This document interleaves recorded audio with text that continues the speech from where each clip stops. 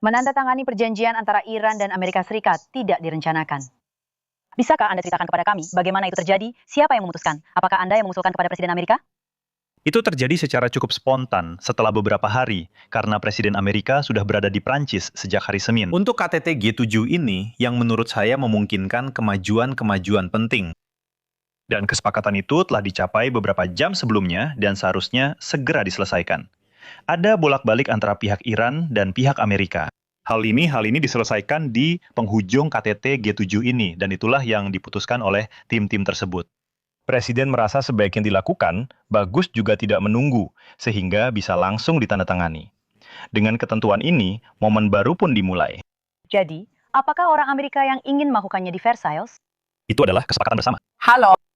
Dan itu adalah sesuatu yang baik. Dan ini memungkinkan untuk menempatkan semua ini juga dalam kerangka G7 ini, yang pada dasarnya memungkinkan apa? Agar kerjasama internasional dimulai kembali. Dan kita akan kembali ke evaluasi G7 ini. Faktanya ya, Anda menyambut baik kesepakatan ini. Kita akan membahasnya secara detail, kesepakatan 14 poin ini. Tapi ada pertanyaan pertama yang muncul. Setelah 108 hari konflik, destabilisasi di wilayah tersebut, dan risiko terjadinya perang besar, siapa yang memenangkan perang ini, Pak Presiden? Saya tidak yakin bisa dikatakan bahwa ini sudah berakhir. Situasinya, kita sudah mengenalnya selama bertahun-tahun. Tidak ada yang mau, dan Prancis terutama, agar Iran tidak mendapatkan bom nuklir sama sekali. Itulah sebabnya, pada tahun 2015, perjanjian pertama telah ditandatangani. Setelah itu dibatalkan pada tahun 2018 oleh Amerika Serikat. Kami berjuang keras. Dan pada dasarnya, posisi yang dipertahankan Prancis adalah Iran tidak boleh memiliki bom nuklir, juga tidak boleh memiliki kemampuan balistik, yaitu rudal jarak jauh, dan harus berhenti mendestabilisasi kawasan, terutama Irak, Lebanon, dan Yaman. Apakah semua itu tetap dipertahankan oleh Prancis? Ada perang yang telah dimulai. Itu memang sebuah pertanyaan, tapi saya katakan kepada kalian bahwa jawabannya tidak bisa segera diberikan. Selangkah demi selangkah, itulah yang saya coba lakukan di KTT GZ ini, dan yang sudah saya coba selama bertahun-tahun. Amerika Serikat memutuskan untuk melancarkan perang ini karena mereka tidak puas dengan negosiasi. Ini terjadi pada akhir Februari tahun ini. Apa yang kami katakan pada saat itu adalah bahwa kami tidak akan ikut serta dalam perang ini. Kami tidak berbagi tujuan tersebut, karena tampaknya tidak jelas. Dan sudah berminggu-minggu kami menyerukan agar pertempuran dihentikan dan disusun negosiasi di masa depan yang segera dilakukan. Dan oleh karena itu, saya rasa itu adalah hal yang baik. Itulah sebabnya kami mendukungnya. Karena apa? Yang memungkinkan perjanjian yang ditandatangani ini adalah gencatan senjata. Dan gencatan senjata ini juga berkaitan dengan Lebanon. Kedua, pembukaan kembali Selat Hormuz ini. Dan pagi ini, kapal berbendera Prancis berhasil melewati selat tersebut. Mari kita bahas pembukaan kembali selat itu. Dan ini memiliki dampak nyata pada perekonomian. Ngomong-ngomong, harga minyak mulai turun. Dan mari kita lihat, di SPBU itu memang sudah diharapkan, dan itu bagian dari peran kita. Hal ketiga, mereka bilang, selama 60 hari, biarlah ada perdamaian, dan Lebanon menemukan kembali kedamaian, yang bagi kita adalah tujuan yang sangat penting. Oleh karena itu, hal ini harus dipertahankan. Dan kemudian, kita akan menyusun negosiasinya. Pada akhir 60 hari itu, kita akan tahu. Agar semua orang memahami apa yang akan kita lakukan terkait nuklir dan balistik, serta apakah kita akan memiliki Iran yang kurang berbahaya daripada sebelumnya. Saya tidak tahu harus menatakan itu hari ini. Saya tahu bahwa dalam keadaan apapun, selalu lebih baik memiliki kesepakatan daripada perang, terutama ketika ada risiko eskalasi, dan itulah yang terjadi. Ini adalah sesuatu yang akan memungkinkan kita membantu Lebanon untuk mengambil kembali kendali atas wilayahnya, membuka kembali jalan-jalan penting bagi ekonomi kita, dan memulai negosiasi ini. Namun, sebenarnya, jika pada akhir 60 hari semua persyaratan belum disetujui, kita dapat memperpanjangnya. Namun, kita memasuki fase baru kerjasama dan dialog, yang menurut saya lebih baik daripada perang. Tampaknya lebih efektif untuk semua orang. Sebenarnya, apa kesulitan dari perang ini sejak awal? Apa tujuannya? Jika tujuannya adalah untuk menghancurkan kemampuan nuklir, kita sudah melakukan operasi musim semi tahun 2020 dan 2025. Dan sekarang kita memiliki uranium yang diperkaya. Dan itu adalah isu kunci yang sangat mendasar dalam negosiasi. Kita harus tahu apakah kita mengincerkannya di lokasi atau memindahkannya di bawah pengawasan Badan Tenaga Atom Internasional. Tujuan kedua bisa saja dikatakan, mari kita hancurkan semua kemampuan balistik. Itulah yang dilakukan. Tapi Amerika Serikat tidak mengatakan bahwa perang sudah berakhir, bahwa mereka berhasil. Dan jadi, ada ambiguitas sejak awal, dan sepertinya tujuannya bisa jadi adalah perubahan rezim. Tapi kita tidak mendapatkan perubahan rezim hanya dengan pengeboman. Kita tidak melakukan itu. Apakah dia mengerti Donald Trump? Saya tidak akan berbicara atas nama Presiden Trump. Yang saya perhatikan adalah dia memiliki orang-orang di sekitarnya, di lingkup politik, di rumah, di wilayahnya, yang mendorongnya untuk melangkah lebih jauh dan lebih kuat. Dan yang saya lihat adalah bahwa perubahan rezim adalah tujuan yang pertama-tama dicapai oleh rakyat itu sendiri. Bagaimanapun juga, itulah yang sangat kami yakini. Dan jika tidak, itu berarti operasi darat besar-besaran. Itu berarti berbulan-bulan bahkan bertahun-tahun perang. Dan lihatlah apa yang terjadi di Afghanistan. Apakah perubahan rezim berhasil setelah lebih dari 10 tahun? Tidak. Oleh karena itu, kita harus bersikap rendah hati dan berpikir jernih. Jadi, terkait dengan tujuan yang ingin dicapai, yang memang sah, kita memiliki Iran yang secara militer lebih lemah. Secara nuklir juga lebih lemah. Kita hanya memiliki rakyat yang sangat menderita di Iran. Tapi apa yang mereka katakan kepada mereka? Sebuah rakyat yang juga menentang rezimnya dan yang bersatu kembali, meskipun sedikit, karena nasionalisme, karena patriotisme. Dan oleh karena itu, saya pikir seluruh wilayah membutuhkan agar perdamaian dipulihkan. Saya juga memikirkan negara-negara Teluk dan wilayah yang terdampak, bahwa Perancis telah dibantu oleh perjanjian pertahanan kita, Uni Emirat Arab, Qatar, Arab Saudi, tetapi juga Bahrain, dan Bahrain serta Kuwait. Dan jadi, saya rasa memang membutuhkan perdamaian.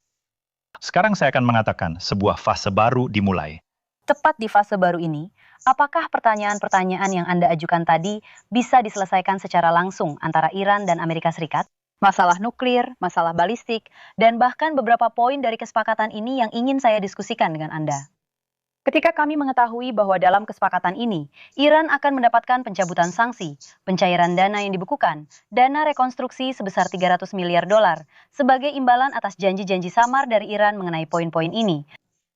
Jadi, saya rasa kita tidak perlu membawa semuanya, ya. Ada beberapa hal awal yang akan terjadi yang sudah saya sebutkan. Dan omong-omong, kami siap membantu. Dan bersama orang Inggris, kami melaksanakan misi internasional ini. Jadi, kami bisa berada di sana. Kami bisa mengirim dengan sangat cepat. Dalam 24 jam, pesawat tempur kami yang siap tempur. Untuk saat ini, mereka ingin mengelola, sesuai dengan kesepakatan. Dan itu sedang berlangsung. Tapi ada banyak pekerjaan. Kami bisa mengirim kapal penyapu ranjau kami, kapal induk kami dengan fregat-fregat yang mengelilinginya. Kami juga akan membantu secara teknis untuk membuka kembali, karena kami memiliki pengalaman dalam mengelola selat itu, Selat Inggris. Jadi, ini adalah elemen pertama. Kedua, tentang sisa negosiasi, itulah sebabnya Anda harus memperhatikan bahwa posisi yang kami pertahankan adalah mengatakan bahwa itu bukan ide yang baik. Itulah sebabnya kami tidak ikut dalam perang ini. Sekarang seminggu yang lalu di mana kami berada, perang yang terus berlangsung, pengeboman terjadi, dalam kemungkinan eskalasi. Dan tidak ada tempat. Atau kita tidak pergi ke tempat yang sama, di mana di Prancis tidak dikatakan, lakukan sesuatu demi harga bensin. Lakukan sesuatu untuk ekonomi kita. Kami melihat prediksi dunia, di mana kami melihat bahwa itu menurun. Apa yang harus dilakukan? Di mana kita harus memberi penekanan? Jelas, untuk membuat perdamaian, saya tidak akan kembali membahas pembenaran perang ini. Jika saya setuju, saya akan bergabung dengan upaya Prancis. Saya hanya mengatakan bahwa saat ini, kita punya alasan untuk merasa puas, karena ini adalah kepentingan wilayah dan Prancis. Saya juga bisa mengatakan, sebagai Presiden Prancis, bahwa ada hal-hal tertentu yang bagi kami tidak dapat diterima. Kita harus melakukan segala sesuatu secara metodis.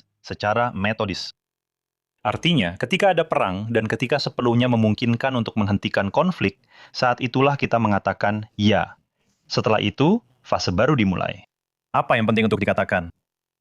Tapi tidak, kita mengatakan apa yang penting bagi kita. Bagi kita, bukan ya dan tidak ada kehidupan. Kalau tidak, kita tidak akan maju.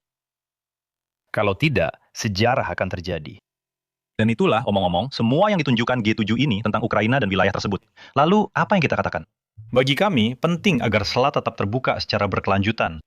Inilah yang kami usulkan bersama pihak Inggris, misi kami. Hal kedua, kami katakan, Lebanon itu penting dan kami berkomitmen. Dan sore ini, saya bertemu dengan Perdana Menteri Lebanon. Dia ada di samping saya, dia akan kembali dalam beberapa hari. Apa yang harus kita lakukan? Itulah yang kami usulkan kepada Presiden Trump, sesuatu yang sedang kami kerjakan bersama beberapa negara di kawasan tersebut. Kami akan menggerakkan komunitas internasional untuk membantu tentara Lebanon merebut kembali kendali atas wilayah mereka.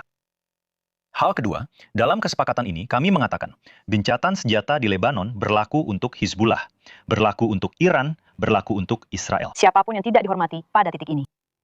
Keadaan sudah jauh membaik dalam beberapa hari terakhir. Jadi memang ada beberapa kemunduran yang terjadi, tapi tidak ada yang sebanding dengan apa yang kita alami sebelumnya. Oleh karena itu, tekanan harus diberikan kepada semua pihak. Tekanan terhadap Iran, tekanan dari Amerika Serikat terhadap Israel. Dan dalam ketentuan perjanjian ini diatur penarikan pasukan Israel. Dan oleh karena itu, kita harus membangun.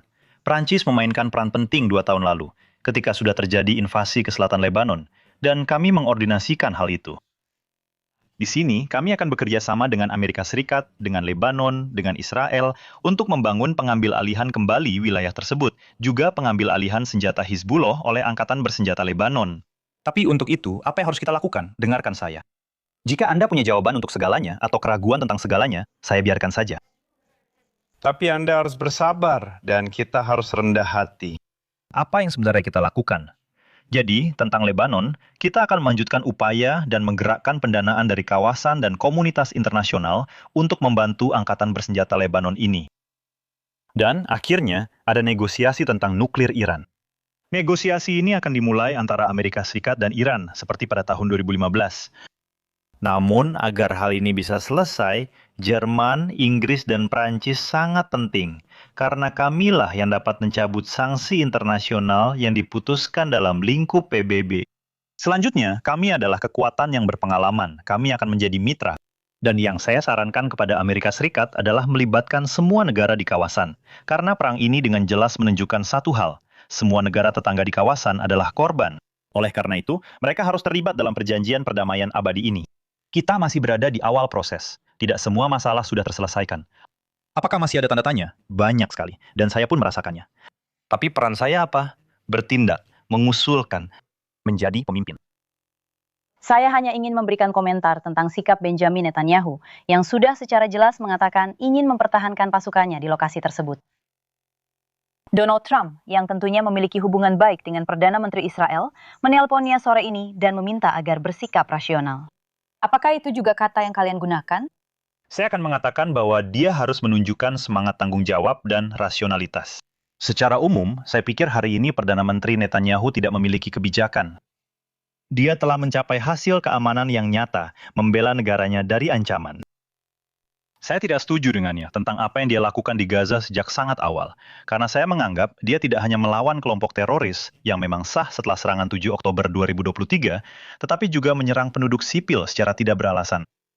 Namun, kebijakan yang terus dijalankan di Gaza, kebijakan yang diterapkan di tepi barat dengan kolonisasi baru dan berkelanjutan, serta tindakan-tindakan yang benar-benar tidak dapat diterima, dan kebijakan yang dijalankan di selatan Lebanon dalam jangka panjang bertentangan dengan kepentingan Israel karena memicu kebencian dan kekerasan dari seluruh penduduk di kawasan tersebut. Dan oleh karena itu, hal ini tidak bisa terjadi dalam semalam. Saya tidak meremehkan bahwa Hizbullah merupakan ancaman bagi Israel. Itu benar. Dan itulah sebabnya, dalam kesepakatan ini, yang harus kita selesaikan adalah bagaimana Lebanon kembali. Mengambil kendali atas senjata dan, yang terpenting, kita memastikan keamanan Israel. Dan Israel harus dilibatkan dalam hal ini. Tapi, keamanannya tidak bisa dijamin dengan menaklukkan wilayah tetangga. Dan itu sangat penting. Tuan Presiden. Dan dengan demikian, Presiden Trump, untuk menjawab pertanyaan Anda, dalam beberapa hari terakhir menunjukkan perubahan sikap terhadap Perdana Menteri Netanyahu. Dan saya pikir hanya dalam kondisi seperti inilah kita bisa membangun perdamaian. hanya satu kata lagi tentang Selat Hormuz, karena masih banyak yang dipertaruhkan di sana hari ini. Apa jaminan Anda bahwa Selat Hormuz tidak akan, pada akhir negosiasi ini, setelah 60 hari negosiasi ini dalam beberapa hal diprivatisasi atau diblokir oleh orang-orang Iran, yang sudah mengatakan bahwa mereka akan menggunakan biaya layanan, memungut semacam tarif tol. Pertama, kami tidak mendapatkan jaminan, karena ini bukan kesepakatan yang diikuti oleh Prancis. Kami mendorong agar hal itu terjadi dan dilakukan. Saya menelpon selama berbulan-bulan ini, baik kepada Presiden Trump maupun Presiden Pesaskin, dengan tujuan untuk menghentikan konflik ini dan duduk bersama di meja untuk berdiskusi serta bernegosiasi secara produktif. Tapi hari ini bukan kami yang menandatangani perjanjian ini. Perjanjian ini mengatur pembukaan kembali tanpa syarat selama 60 hari. Apa yang kita lihat pagi ini sudah menuju ke arah yang benar. Kita akan memeriksanya. Setelah itu, menurut saya, ini menjadi bahan diskusi. Presiden Trump, mengatakan kepada saya kemarin, perjanjiannya sangat jelas, akan dibuka kembali, tanpa tarif, dan sebagainya. Dan hukum internasional juga jelas dalam hal ini. Baik hukum maupun praktik internasional, berarti pergerakan bebas dan tidak ada tarif, tidak ada pembayaran layanan, dan sebagainya. Dan ini berlaku mulai dari Kanal Inggris hingga Malaka, melewati Babel Mandeb. Penting untuk dihormati. Apakah ini berarti kembalinya harga bahan bakar ke normal bagi warga Prancis yang melihatnya? Dengar, saya berhati-hati. Saya akan memberitahu Anda apa yang bisa kita lakukan dan alasannya. Anda benar mengatakan bahwa kesepakatan ini menimbulkan tanda tanya. Dan karena itu, kami akan tetap waspada dan melakukan segala sesuatu untuk meningkatkan mereka, selangkah demi selangkah. Namun, penandatanganan kesepakatan ini langsung menurunkan harga. Harga-harga itu sempat melonjak, lalu kembali turun. Seharusnya harganya sekitar $81 per barel seperti beberapa waktu lalu, atau sedikit kurang.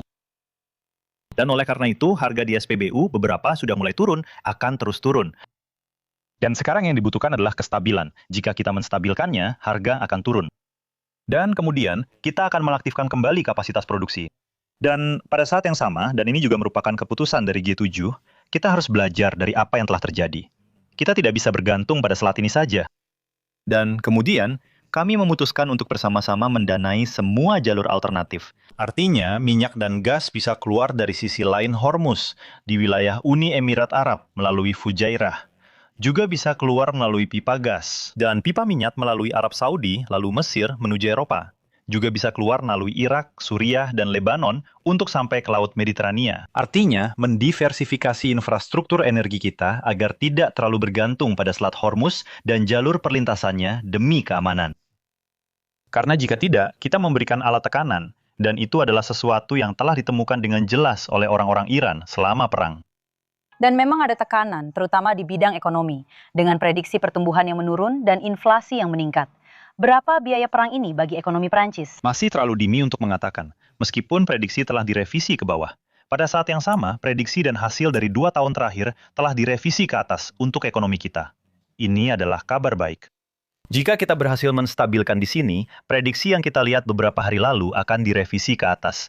Karena prediksi tersebut sendiri didasarkan pada harga per barel di atas $100 untuk semester kedua tahun ini. Jadi, saya tidak ingin membebani orang-orang dengan angka, tapi memang masih terlalu dini. Perang seperti ini membebani ekonomi kita. Itulah sebabnya secara ekonomi juga penting untuk menghentikan perang ini. Kemudian, dalam konteks ekonomi dunia, Prancis bertahan jauh lebih baik dibandingkan dengan tetangga kita dan ekonomi besar di sekitar kita. Dan Prancis dalam beberapa tahun terakhir telah mencatat pertumbuhan yang jauh lebih baik dibandingkan Jerman dan bahkan Italia. Dari satu perang ke perang lain, dari satu krisis ke krisis lain, mari kita bicara tentang Ukraina. Hari ini kita melihat bahwa Ukraina telah menyerang salah satu kilang minyak terbesar Rusia, bahkan tidak jauh dari Moskow. Apakah Ukraina sedang memenangkan perang ini? Dengar, Ukraina bertahan dengan keberanian, kemampuan inovasi, dan produksi militer yang mengagumkan sejak hari pertama, membuat semua pengamat tercengang. Dan karena itu, mereka bertahan dengan sangat baik, bahkan jauh lebih baik dari yang diperkirakan.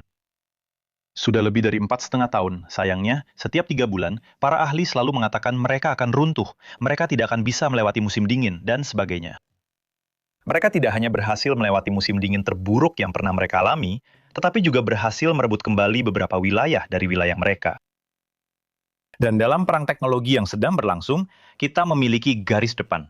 Zona maut yang terkenal itu sangat mengerikan di sepanjang Donbas dan yang membentang hingga ke Crimea. Di zona itu adalah perang drone. Jelas, ini adalah perang di mana manusia bertarung, banyak kematian, kerugian besar sebenarnya, banyak kerugian di pihak Rusia, ya kan? Setiap bulan, lebih dari 30.000 orang di pihak Rusia dinetralkan, baik terluka maupun tewas, bayangkan saja. Tapi sekarang, kita punya perang drone. Dan dalam perang ini, kemampuan produksi Ukraina benar-benar luar biasa. Dan hal itu, Donald Trump tampaknya benar-benar mengerti. Itu yang kamu ceritakan, kamu bilang bahwa selama KTT G7 ini, ada titik balik di mana Donald Trump menyadari bahwa Ukraina bisa memiliki keunggulan di medan perang. Dan apakah Anda menganggap Vladimir Putin sebagai pecundang? Sebuah kata yang sering dia gunakan, seseorang yang gagal. Atau dengarkan, Saya rasa tentang semua yang terjadi selama G7 ini adalah bahwa kami berhasil mengumpulkan semua orang, termasuk mitra ekonomi utama dari apa yang kami sebut G7. Selain itu, Korea, India, Kenya, Brazil, Mesir, dan ada keinginan kuat dari semua pihak untuk bekerja sama dalam isu-isu besar.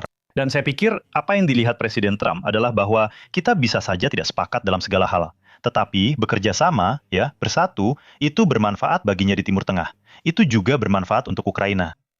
Yang dia lihat adalah, Pada dasarnya, ketika dia datang, dia berpikir bahwa Ukraina akan kalah. Itulah sebabnya dia ingin membuat perdamaian dengan cepat. Ingat, Januari, Februari 2025, dia pikir itu adalah waktu yang sangat lama. dia berpikir bahwa Ukraina akan kalah. Segalanya berjalan buruk di ruang oval bersama Presiden Zelensky. Kurang dari setahun yang lalu, ada pertemuan puncak antara Presiden Trump dan Presiden Putin di Anchorage, di mana hampir saja ada kesepakatan untuk mengatakan, mari kita berikan wilayah Ukraina yang bahkan belum direbut. Selanjutnya, kami pergi bersama rombongan ke Washington pada bulan Agustus untuk mengatakan, ini tidak mungkin, kami sudah mencoba. Ya, perjalanan yang sangat panjang telah ditempuh. Perjalanan ini adalah kemenangan rakyat Ukraina dalam kemampuan dan kredibilitas mereka. Presiden Trump melihat bahwa semua yang dikatakan kepadanya itu salah, bahwa mereka akan runtuh, bahwa mereka tidak akan bisa melewati musim dingin. Di hadapannya ada orang-orang yang berani dan inovatif yang ia hormati. Hal kedua, dia melihat orang-orang Eropa mengambil tanggung jawab mereka. Apa yang telah kami lakukan dalam beberapa bulan terakhir ini? Membangun koalisi sukarelawan bersenjata yang akan hadir dalam parade 14 Juli. Orang-orang Eropa bersama beberapa sekutu dari Kanada, Jepang, dan Australia yang berdiri di samping Ukraina berkata, mari kita bangun jaminan keamanan ini setelah perdamaian. Ini bukan beban. Dan Amerika Serikat mengatakan bahwa mereka akan ada di sana untuk menjamin hal itu.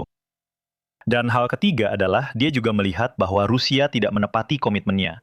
Dan di mana ada Rusia yang berkata, ya, saya ingin perdamaian, dia memahami bahwa perdamaian versi mereka itu adalah penyerahan diri Ukraina.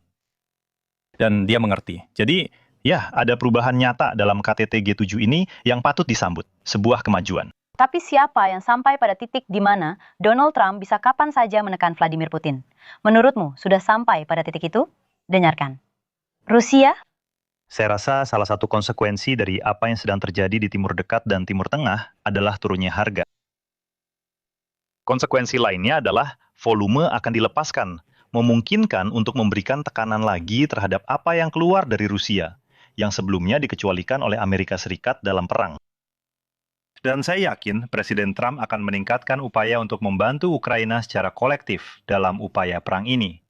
Baik untuk membela dan melindungi tanah airnya, maupun untuk menangkal Rusia dengan dukungan intelijen penting, tetapi juga untuk memberikan lebih banyak tekanan kepada Rusia dan ekonominya, serta membawa mereka kembali ke meja perundingan. Bukan dalam posisi sebagai pihak yang memohon, tidak menerima syarat perdamaian yang merupakan penyerahan diri, tetapi justru memungkinkan terciptanya perdamaian yang abadi dan berkelanjutan. Dengan kesepakatan wilayah yang dapat diterima oleh kedua belah pihak dan hanya diputuskan oleh keduanya, serta dengan jaminan keamanan. Dalam hal ini adalah kemajuan yang nyata dan signifikan. Dan bagaimana kualitas diskusi yang terjadi antara Presiden Zelensky dan Presiden Trump? Dan untuk pertama kalinya sejak terpilih, tercapainya konvergensi dan konsensus antara negara-negara Eropa, Kanada, Jepang, dan Amerika Serikat. Ini merupakan kemajuan penting dalam beberapa hari terakhir. Hanya secara singkat, apakah kalian, orang Eropa, Perancis, telah mengambil inisiatif untuk mendorong dialog yang diperlukan ini? Kalian akan memberitahu saya apa pendapat kalian tentang hal ini antara Vladimir Putin dan Volodymyr Zelensky. Kami terus menekannya, tetapi saya harus mengakui bahwa untuk saat ini hal itu ditolak oleh Rusia. Oleh karena itu, kami akan terus mendorongnya. Saya pikir yang penting sekarang adalah Rusia benar-benar meminta dialog ini secara serius dan konstruktif. Namun Presiden Zelensky mengatakan kepada Presiden Trump dan saya siap untuk Presiden Putin datang mendekat, misalnya di Jenewa, dalam kerangka PBB. Dan saat kami berada di Evian, kami bisa menemuinya. Jadi, kesempatan itu tidak dimanfaatkan, ya seperti yang biasa dikatakan. Presiden Putin tidak menginginkannya. Saya pikir dialog ini lebih penting dari sebelumnya. Saya melihat bahwa Rusia saat ini belum siap, tetapi saya juga melihat bahwa Amerika Serikat terlibat bersama kami dalam logika ini. Dan saya melihat Presiden Trump juga menterinya urusan luar negeri, Sekretaris Rubio, sangat jelas tentang apa yang mereka siap lakukan dan syarat-syarat diskusi serta tenggat waktunya. Termasuk dalam hubungan mereka dengan kami. Tidak selalu mudah untuk mengikuti posisi Amerika Serikat terhadap Eropa. Dan selama KTT GZT ini, kita melihat dengan jelas bahwa dia mencoba meredakan ketegangan dengan Donald Trump, menghindari topik-topik sensitif seperti pemanasan global ketika Prancis sedang menderita saat ini.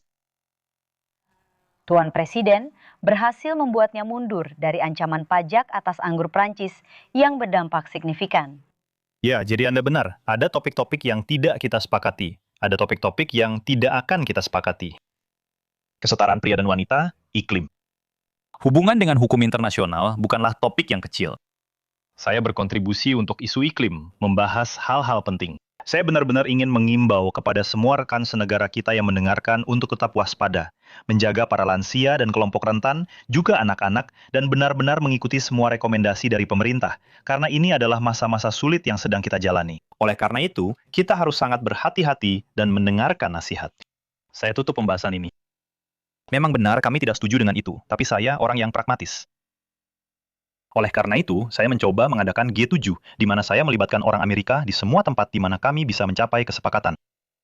Dan lihat, soal Ukraina kami memang tidak sepakat, tapi akhirnya kami mencapai kesepakatan. Di Timur Dekat dan Tengah, kami tidak sepakat. Amerika Serikat ingin menyerang. Kami berdiskusi dan akhirnya mendukungnya. Dan bagaimana dengan anggur Prancis? Saya akan sampai ke sana, tapi tentang kanker, tentang kesehatan, pikirkanlah. Ya, ada teks yang sangat penting telah dipublikasikan. Saya katakan ini karena ini adalah topik yang memengaruhi jutaan rekan senegara kita. Untuk pertama kalinya, di G7 ada kesepakatan tentang kanker untuk berbagi data. Ini sangat penting, terutama pada kanker anak-anak atau kanker yang paling parah. Ini adalah kemajuan besar dari G7 ini. Tentang mineral kritis dan logam tanah jarang. Di sana, kami mencapai kesepakatan yang sebelumnya para ahli anggap sangat sulit untuk dicapai. Dalam hubungan bilateral, gayanya selalu sedikit provokatif. Lebih tepatnya semacam ancaman untuk membangun hubungan kekuasaan. Karena itu, kami sudah pernah berdiskusi sebelumnya. 1,5 jam pertama dari KTT G7 ini, sebelum kami memulai diskusi, diisi dengan dialog bilateral. Kami menyiapkan semuanya. Saya mempersiapkan tentang Ukraina, Timur Tengah, dan dekat. Setelah itu, kami berbicara tentang perdagangan.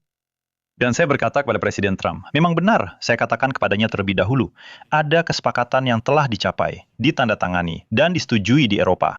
Stabilitas sekarang. Saya punya kekhawatiran, ekonomi Tiongkok. Jangan menyerang kami, itu kontraproduktif bagi kalian. Itu tidak menyelesaikan masalah, dia tetap mendengarkan. Lalu saya bilang padanya, sekarang mulai debat baru, pajak digital. Dan jika mereka tidak mencabutnya, kenakan pajak pada anggur Prancis. Pertama, saya bilang, kalian tidak adil, karena ada, saya kira, 8 negara yang menerapkan pajak digital. Jadi, kenapa? Lalu saya jelaskan, kenapa kami membuat pajak digital ini. Karena beberapa grup besar yang menjual banyak layanan ke perusahaan kami, menghasilkan banyak uang, tapi tidak membayar pajak. Saya bilang, kalau tidak begitu. Dan kemudian kami memutuskan untuk mulai bekerja. Lalu kami menenangkan diri. Itulah diskusinya. Ada kata-kata yang terucap. Saya ingin menenangkan sektor ini. Para pemilik kebun anggur tahu bahwa saya akan selalu berada di pihak mereka, mendukung mereka. Kami berjuang bersama konyak di Tiongkok. Kami berjuang beberapa tahun lalu untuk rosé di Amerika Serikat. Sekarang kami berjuang dengan damai. Dan percakapan yang kami lakukan serta momen bilateral yang kami alami kemarin bukanlah suasana hati seseorang yang akan memberlakukan pajak padamu. Di sisi lain, mari kita perjelas segalanya dan mulai bekerja sama dengan pemerintah Amerika untuk menunjukkan bahwa kita harus mengenakan pajak pada kelompok-kelompok yang saat ini tidak membayar pajak di negara kita. Dan begitu juga, jika itu adalah pajak minimum, kita akan menemukan jalan teknisnya. Mari kita bicara tentang pajak. Tapi lihat, itulah yang penting. Tentang metodenya, sangat jelas. Kita sudah membicarakan hal itu. Jadi yang ingin saya tekankan di sini adalah, jangan khawatir tentang itu. Kita melihat Donald Trump menganggap kita sebagai lawan, bahkan kadang-kadang sebagai musuh, ketika dia memutus akses kita ke model AI canggih milik perusahaan Amerika, Anthropic. Apakah ini cara yang pantas untuk bersikap terhadap sekutu? Apakah Anda juga sudah memberitahunya hal itu? Jadi saya rasa iya, tentu saja. Pertama-tama, saya sudah bilang, lalu saya jelaskan. Kemudian kami berdiskusi. Baik, di G7 kami mengadakan sesi khusus dengan selusin pemimpin teknologi kecerdasan buatan. Lalu kami berbicara panjang lebar bersama dan tim kami juga bersama-sama.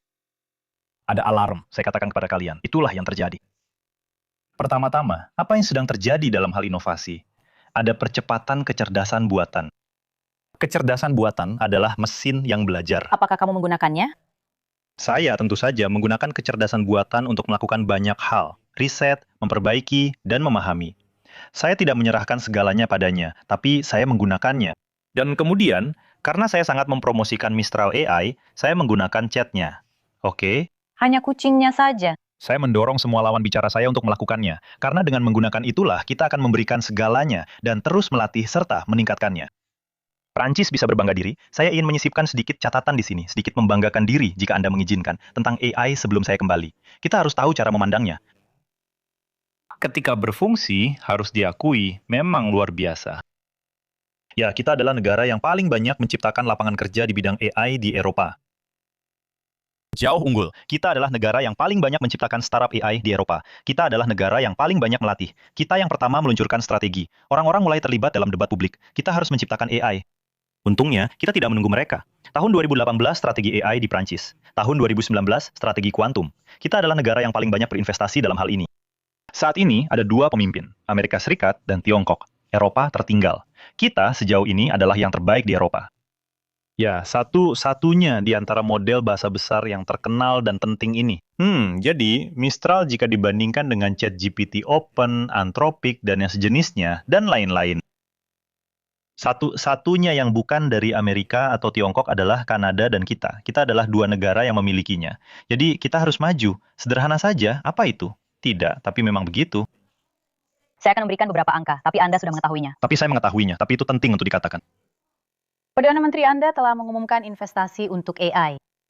Dan di Amerika Serikat ada 600 miliar dana publik, belum termasuk miliaran dolar yang digelontorkan oleh raksasa teknologi oleh perusahaan-perusahaan swasta ini. Di mana dana publik dan uangnya? Kita bisa menginvestasikan sebanyak yang dilakukan Amerika Serikat misalnya. Tapi selain itu, kita juga punya semua dana yang diinvestasikan dalam Prancis 2030. Sudah merupakan inisiatif yang diluncurkan hampir 5 tahun lalu. Saya akan mengumumkan perubahan pada Oktober. untuk Prancis 2030. kami telah menginvestasikan miliaran dalam AI kami. Bahkan lebih banyak lagi. Tidak, karena kami adalah tolok ukur bagi negara-negara seperti Amerika Serikat dan Eropa. Kami, orang Prancis, telah menginvestasikan jauh lebih banyak dana publik dibandingkan banyak tetangga kami. Kedua, perlu untuk menggerakkan dana swasta. Kami meluncurkan dana baru, generasi ketiga, yaitu dana TIBI. Kami akan menginvestasikan 15 miliar euro yang digerakkan di institut kami. Ini adalah dana swasta untuk maju. Selanjutnya, kami mengumpulkan dana swasta yang akan dialokasikan untuk AI. Namun, Eropa kita harus berinvestasi lebih banyak. Itulah sebabnya perjuangan yang akan saya lakukan. Begitu juga saat keluar dari sini di tingkat Eropa, kita membutuhkan anggaran yang jauh lebih besar untuk mengalokasikan lebih banyak dana publik. Saat ini, Eropa belum cukup berinvestasi dalam AI. Kita, orang Prancis, mengonsumsi lebih banyak daripada tetangga kita. Kita, orang Eropa, tidak cukup banyak mengonsumsi. Apakah kamu sedang berbicara dengan orang Jerman? Tentu saja, tapi beberapa bulan yang lalu saya berada di Berlin dalam sebuah konferensi digital untuk itu. Dan tahun ini di Vivatech, tamu kehormatannya adalah Jerman. Jadi saya rasa kita akan meyakinkan mereka tentang hal ini dan kita akan berhasil. Tapi kita masih berjuang. Prancis berada di garis depan Eropa. Kita adalah juara Eropa. Sekarang kita ingin bersaing di tingkat dunia untuk menggunakan metafora sepak bola. Jadi kita harus terus berinvestasi. Dan saya ingin rekan-rekan sebangsa kita memahami alasannya. Kita perlu berinvestasi dengan dana swasta, karena dana tersebut memungkinkan kita membangun dan membeli pusat data, sehingga bisa membeli kapasitas pemrosesan, dan bahkan lebih dari itu. Dan kapasitas komputasi ini memungkinkan model-model Anda bisa beroperasi. Saat ini, Anthropic ketika mereka membuat model Mythos 5 atau Fables 5 mereka, yang keduanya dilarang, mereka melatihnya dengan kapasitas komputasi 15 kali lebih besar daripada yang bisa kita mobilisasi. Dan kita memobilisasi jauh lebih banyak daripada tetangga kita. Oleh karena itu, kita harus terus melaksanakan strategi kita, yaitu berinvestasi pada pusat data. Dan di sini, Prancis sangat unggul. Beruntung kita memiliki energi nuklir yang tersedia dan berbiaya rendah. Jadi, pusat data, talenta, mempertahankan ekosistem kita seperti Mistral, Elan, semua perusahaan hebat kita, dan mempercepat hal itu, serta memiliki strategi Eropa yang jauh lebih kuat, lebih banyak investasi. Jadi ini adalah pertempuran pertama untuk merespons apa yang telah dilakukan. Sekarang saya kembali ke pertanyaan Anda. Ini penting, orang Amerika. Apa yang sebenarnya terjadi tepat seminggu yang lalu? Peringatan pertama. Sampai sekarang, pemerintah Amerika mengatakan kecerdasan buatan tidak perlu diatur. Sekarang mereka mengerti bahwa itu berbahaya. Saya senang. 2 tahun lalu, ketika kami mengadakan KTT kecerdasan buatan kami, semua orang mengatakan kepada kami untuk tidak mengatur. Hanya sedikit reaksi. Jadi kami berkata kepada mereka, jika itu berbahaya, bagikanlah dengan mitra yang dapat dipercaya. Dan dengan sekutu mereka. Dan dengan demikian, Anda akan melihat bahwa dalam beberapa hari ke depan, kami akan menemukan kesepakatan agar model-model ini dapat dibagikan dengan otoritas pemerintah yang menangani keamanan dan keamanan siber. Karena ini adalah masalah keamanan siber untuk rumah sakit kami, untuk bank-bank kami, dan sebagainya. Dan setelah itu, mereka akan membukanya kembali secara komersial. Kami akan menyelesaikan masalah ini dalam beberapa hari dan minggu ke depan. Jadi, memasukkan dana swasta karena kita tidak memiliki banyak dana publik. Menggunakan kekuatan leverage mereka. Gabungkan keduanya. Leverage, kekuatan leverage ada di Versailles. Ini ada di sini, tapi juga di PDB. Ini adalah metrik yang penting. Ketika kita melihat pertumbuhan Perancis yang stagnan, pengangguran meningkat lagi, dan utang Perancis sebesar 3.500 miliar. Menurut Anda, pada akhirnya, apakah Perancis lebih kuat hari ini dibandingkan saat Anda mulai berkuasa? Saya pikir Prancis dan Eropa sedang mengalami titik balik menuju kemandirian. Tetapi saya pikir Prancis saat ini memiliki militer yang lebih kuat. Baik, Anda berbicara tentang kekuatan. Prancis juga memiliki diplomasi yang lebih kuat dan jelas. KTT ini adalah contohnya. Prancis memiliki pertumbuhan ekonomi yang lebih tinggi dibandingkan Jerman atau Italia. Dan karena itu, dalam 10 tahun terakhir, Prancis tumbuh lebih pesat daripada Jerman, tumbuh lebih pesat daripada Italia. Sesuatu yang tidak terjadi dalam 15 tahun sebelumnya dalam kemitraan Prancis-Jerman. Prancis selama 7 tahun terakhir sedang melakukan reindustrialisasi. Bahkan di masa-masa sulit yang kita alami, kami menciptakan lebih banyak perusahaan daripada yang tutup, lebih banyak lapangan kerja di sektor industri. Prancis adalah pemimpin dalam kecerdasan buatan di Eropa. Prancis adalah pemimpin energi di Eropa. Dan 10 tahun yang lalu, saya memimpin negara yang akan menutup pembangkit listrik nuklirnya, yang sudah tidak lagi berinvestasi di bidang nuklir, dan kami benar-benar mengubah situasi itu. Kami mengekspor 90 terawatt jam per tahun. Itulah yang memungkinkan kami menjadi unggul. Kami memiliki satu kesulitan, keuangan publik kami. Kunci untuk keuangan publik kami adalah mengetahui bagaimana terus memikul tanggung jawab. Saya ingin maju, tetapi saya tidak mendapatkan semua dukungan dalam masalah pensiun. Namun, model sosial kita harus direformasi, dan itu akan menjadi tugas bagi mereka yang menggantikan kita. Ini adalah sebuah kebutuhan, karena di negara yang memiliki model sosial paling dermawan di dunia, negara yang mengalokasikan sebagian besar produk domestik brutonya untuk pengeluaran publik. Jika kita tidak meningkatkan efisiensi dan tidak mereformasi model ini, kita tidak akan bisa memiliki kekuasaan yang langgeng dan berkelanjutan. Oleh karena itu, saya tidak bersikap katastrofis dengan mengatakan bahwa semuanya mandek. Itu tidak benar. Kita telah menurunkan angka pengangguran jauh lebih banyak daripada negara tetangga. Kita bertahan. Kita memiliki semua kriteria yang membuat kita lebih kuat. Sekarang kita harus punya keberanian untuk menjadi lebih efektif dalam pengeluaran publik. Penurunan angka pengangguran yang telah kita capai dalam 9 tahun terakhir ini. Tapi angka pengangguran kembali meningkat. Akhirnya, jika dibandingkan dengan situasi 9 tahun yang lalu, tidak. Dan dengan begitu, kita berhasil mengkonsolidasikan semua ini. Termasuk pemerintahan saat ini, Perdana Menteri telah menerapkan reformasi asuransi pengangguran yang memungkinkan penghematan. Oleh karena itu, semua ini perlu dikonsolidasikan. Reformasi harus dilanjutkan. Ini sangat penting di negara yang penduduknya menua. Kita perlu terus melakukan penghematan cerdas di bidang kesehatan, yaitu membuat orang lebih bertanggung jawab dan menjadikan layanan medis kita lebih individual. Itu juga berarti melanjutkan upaya pencegahan. Negara dan pemerintah daerah harus membelanjakan anggaran secara lebih efektif. Ada orang-orang yang mungkin memperhatikan Anda dan bertanya-tanya, mengapa Anda tidak melakukannya? Tapi maaf, saya sudah melakukannya. Dan saya sudah melakukannya di banyak bidang. Tapi saya juga bangga karena telah menggandakan anggaran perlucutan senjata. Kalau tidak, apa yang akan kita katakan hari ini? Meningkatkan jumlah polisi dan anggaran untuk para hakim sebesar 60%. Lihat apa yang baru saja dialami negara ini lagi. Tepat sekali, kita akan bicara tentang keadilan. Baik. Jika saya tidak melakukan semua itu, mereka bisa saja berkata dengan alasan kurang sumber daya. Tapi lihatlah semua yang telah kami lakukan. Saya menganggap bahwa saya terpilih pada tahun 2022 dengan menawarkan kepada rakyat Prancis sebuah reformasi pensiun pada usia 60 dan 65 tahun. Saya terpaksa mengakui bahwa reformasi itu tidak diterima, tidak didukung. Dan kemudian, mayoritas parlemen kami mundur dari keputusan itu. Itulah kehidupan demokrasi.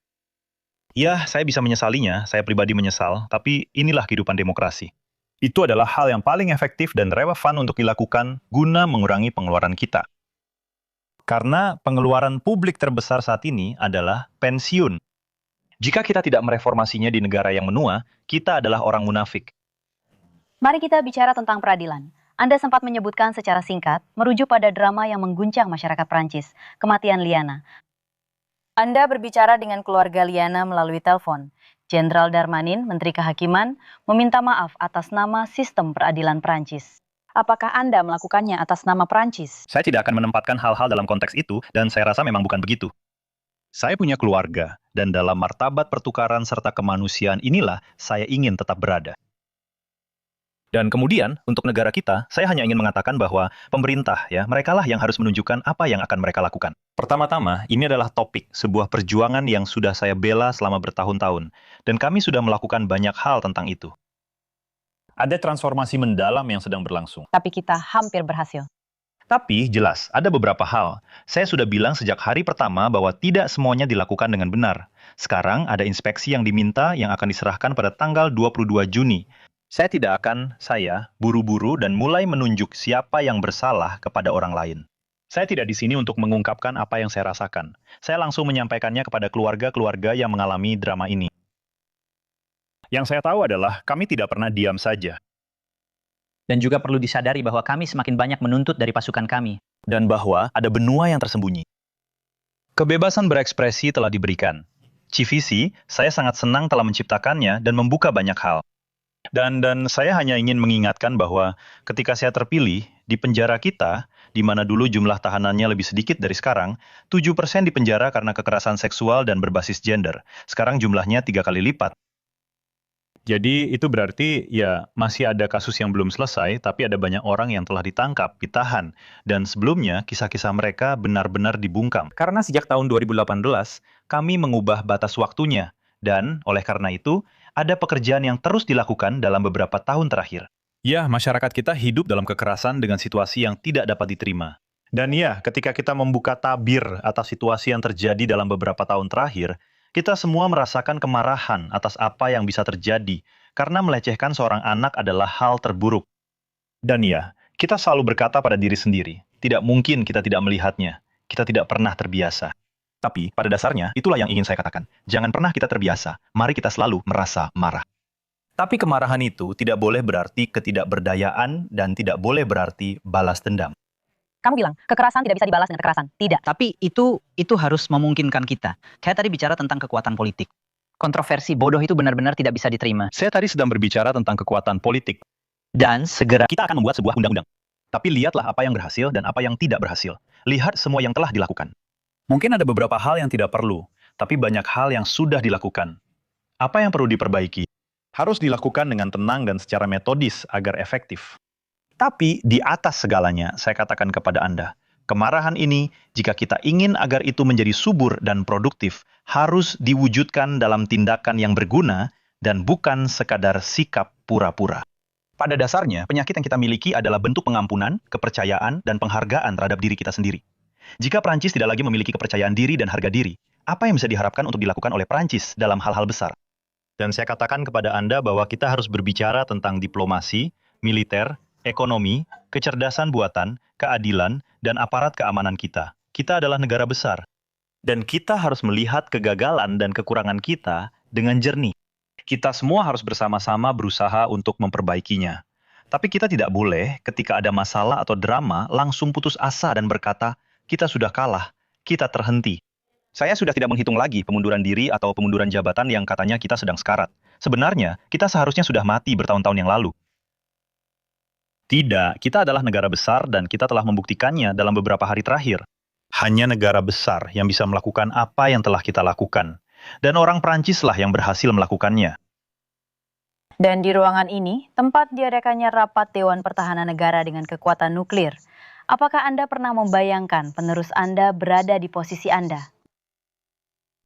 Hal-hal seperti itu tidak dibicarakan.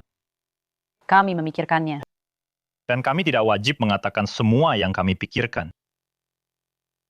Di dunia yang sudah brutal, setelah semua yang kita bicarakan malam ini, kualitas apa yang harus dimilikinya? Orang Prancis tahu itu. Saya percaya pada mereka. Kita adalah negara besar, bangsa besar, dan mereka tahu memilih apa yang baik untuk mereka, serta tahu menggenggam takdir dan masa depan mereka. Perlu menerangi perdebatan, dan oleh karena itu, peran saya adalah bertindak sampai akhir, menjaga persatuan negara, memastikan bahwa perdebatan tentang tantangan besar menjadi jelas dan terang. Tapi rakyat Prancis akan tahu cara memilih. Apakah Anda yakin?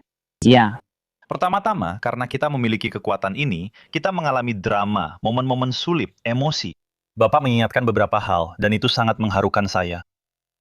Tapi kita adalah bangsa yang besar, dan kita adalah bangsa yang sangat politis dalam arti mulia dari kata tersebut. Perempuan dan laki-laki Prancis menyukai politik dan memilih apa yang terbaik untuk masa depan mereka. Terima kasih banyak, Tuan Presiden. Terima kasih kepada Anda, dan terima kasih sudah datang ke sini.